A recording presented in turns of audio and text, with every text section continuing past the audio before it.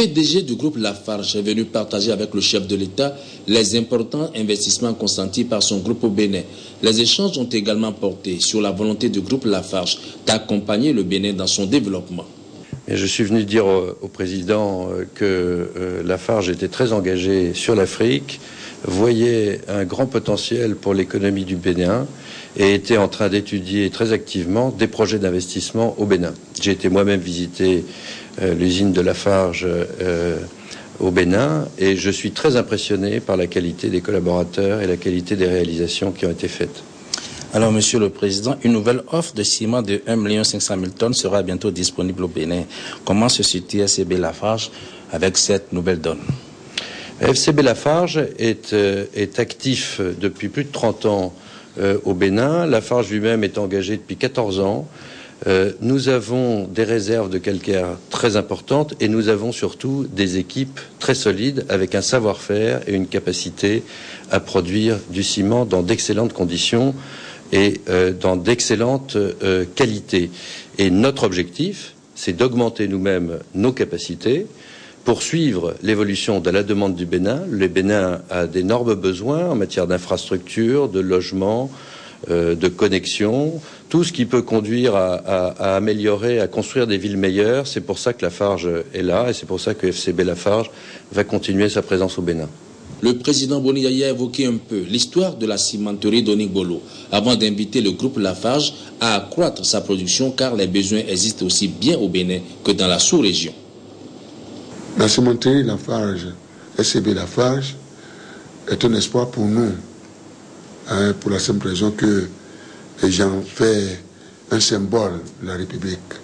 Et lorsque ça a été créé avec le Nigeria, souvenez-vous, au moment où j'étais à la BOAD, je crois très rapidement, la Banque ouest-africaine de développement s'est engagée à soutenir Oniblo à l'époque.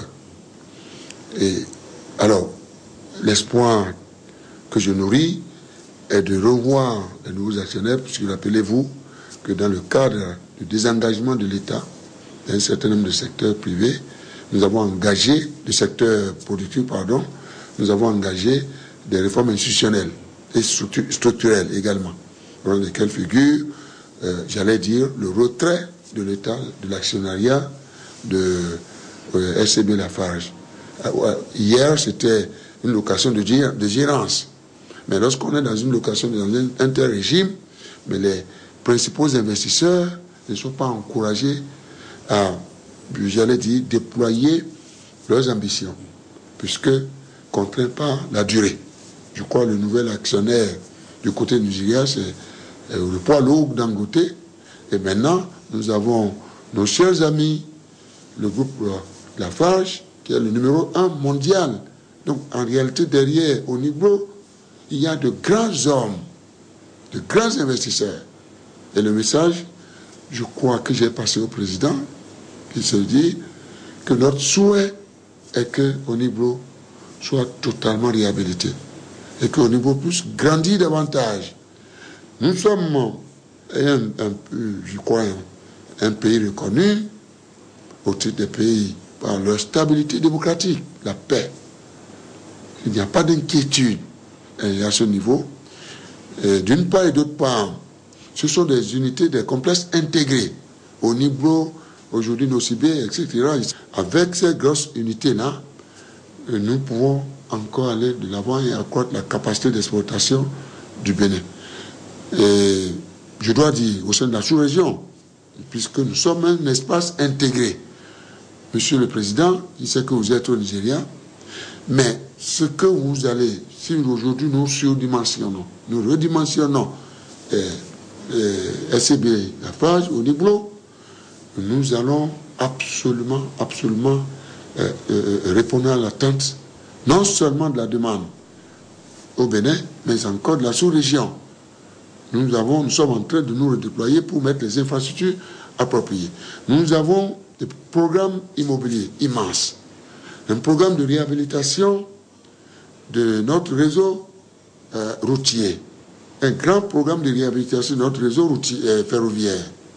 Nous avons besoin du ciment dans le sens je dis bien dans le sens de la mise en valeur des ressources minières et pétrolières qu'on nous signale par-ci, par-là, Monsieur le Président. La mesure que nous avons prise maintenant, c'est de vous protéger. De vous protéger, vous qui avez déjà investi. On ne veut plus que du ciment vienne ailleurs pour inonder notre marché. C'est de faire en sorte que vos capitaux soient rentabilisés le plus rapidement que possible. Ça d'un de deux. De l'autre, nous avons besoin, pour que vous puissiez tourner à des coûts compétitifs, vous avez besoin également de l'énergie compétitive. Par exemple, le CIB dit, moi, je ne peux pas tenir avec le coût de l'énergie. Oui, je mettrai une centrale thermique sur la base du charbon de 200 à 300 MW. Et en juin 2014 au plus tard, moi je termine. Monsieur le Président, je vous demande aussi d'en faire autant. En conclusion, nous nous retrouverons très bientôt, conformément à nos engagements, et nous allons mettre et la partie nigérienne, c'est-à-dire Dangote, et vous-même, moi-même, je serai là, mon gouvernement sera là. Nous allons mettre en place une feuille de route sur la base de vos, j'allais dire, de vos ambitions, une feuille de route, un chronogramme, et à partir du 2 janvier 2014, par la grâce de Dieu, que nous constations que Oniglo est en train de bouger également conformément à nos ambitions. Merci d'être venu, Monsieur le Président. Au nom de la nation béninoise, je vous souhaite un excellent vol sur Paris et avec l'espoir de vous retrouver très bientôt pour que nous puissions finaliser, disons, ce grand projet qui nous tient à cœur et qui tient à cœur tous les Béninois et toutes les Béninoises et pourquoi pas d'ailleurs tous les peuples de la sous-région. Le juge Angelo Oussou